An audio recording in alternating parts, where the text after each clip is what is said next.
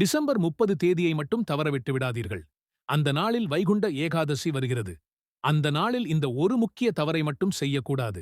உங்களுக்கு பெருமாளை பிடிக்குமானால் ஓம் நமோ நாராயணாய என்று கமெண்ட் செய்துவிட்டு நமது 6 படைவேலன் சேனலை சப்ஸ்கிரைப் செய்து கொள்ளுங்கள். வைகுண்ட ஏகாதசி என்பது மகாவிஷ்ணுவிற்கு அர்ப்பணிக்கப்பட்ட மிகவும் சிறப்பான ஒரு நாளாகும்.